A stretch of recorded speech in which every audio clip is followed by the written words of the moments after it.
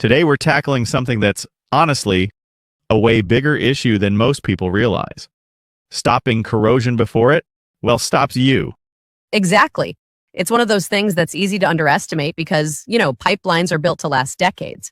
But if you've got the right conditions, water, oxygen, contaminants, it can accelerate like crazy, and then boom, you're dealing with leaks, shutdowns, and a whole lot of stress.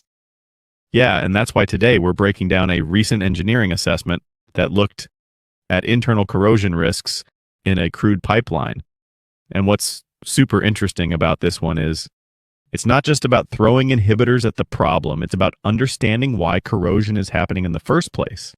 Right, and let's be honest, traditional corrosion inhibitors, they have their place, but they're not the magic fix everyone hopes for.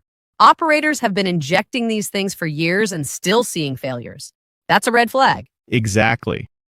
And in this case, the corrosion risk was supposed to be low, like really low. Baseline unmitigated corrosion rate was 10 MPY, which gives the pipeline a solid 40-year lifespan. But here's the kicker. Failures were still happening, and they were happening way sooner than expected. That's a huge disconnect. If you're thinking, wait, what? How's that even possible? You're not alone. Turns out it's not the crude oil itself that's the problem. It's what's coming with it. Yeah, and it comes down to three main things: debris from storage tanks, water holdup in the pipeline, and oxygen ingress. You get those three together and bam, you've got a perfect storm for underdeposit corrosion and pitting. And once pitting corrosion starts, game over. It can go from bad to catastrophic real fast. Totally. So in this assessment, they looked at different flow conditions and how they impacted corrosion risk. And what's wild is, under normal conditions, super low risk. But when one of the major crude sources, source 3, went offline, that's when things started shifting. Yeah, it was like a domino effect. Lower flow meant more water slipping out of the oil phase, more water holdup, and here's the real kicker: oxygen ingress at the crude tie-ins. That's what turned a 40-year pipeline into something with, like a 10-year reliable lifespan? And even worse, some areas saw pitting corrosion at rates up to 50 MPY. That's a recipe for failure in no time. Okay, so we know the problem, but what's the solution?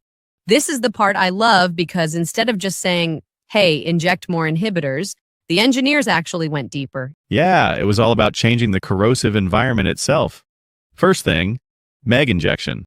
Monoethylene glycol, for those not in the know, is a game changer for stopping corrosion growth in stagnant water zones. Oh man, MEG is a rock star in this. It forms a MEG water mix that prevents pH suppression, which is one of the sneaky things that allows corrosion to take off in these stagnant areas. So by injecting MEG at source 3, right before all the problem areas, they could actually stop corrosion from accelerating. And that's huge because it means you're not just treating the symptoms, you're preventing the whole process from getting worse. Right. And then there's pigging, like good old mechanical pigging. I feel like this gets overlooked sometimes, but removing debris and water buildup, that's massive. Yeah, and not just a set it and forget it kind of deal. You've got to watch what comes out. If you're seeing a ton of sludge, that's a sign you need to pig more often. Exactly. But the real kicker here, the operational changes. Oof, yes, because you can do all the mitigation in the world, but if your operations are bringing in more debris and more oxygen, you're just fighting an uphill battle. Yeah, so they recommended two major changes. One, control how crude gets pumped into the pipeline to stop sludge from getting in. And two, eliminate oxygen ingress by making sure tanks are properly sealed and vents aren't pulling in air. And that's so important, because if there's no debris and there's no oxygen getting into the system, guess what? There's no corrosion. Boom. No corrosion, no failures. It sounds so simple when you say it like that, but man, getting operators to actually change these processes, that's the real challenge. For sure. But honestly, this case study proves that if you do it right, you can extend the life of your pipeline by decades. So, for anyone listening, if you're dealing with corrosion and feel like you're just throwing inhibitors at the problem with no real results, it's time to rethink the approach. Change the environment. Eliminate the root cause. 100%. And if you're wondering where to start, well, that's where we come in. That's right. Trusted Pipeline Advisor is all about real solutions, not just band-aids. If you want to talk strategy, hit us up. And if you found this episode helpful, share it with your team. Let's keep this conversation going because protecting pipelines protects everything.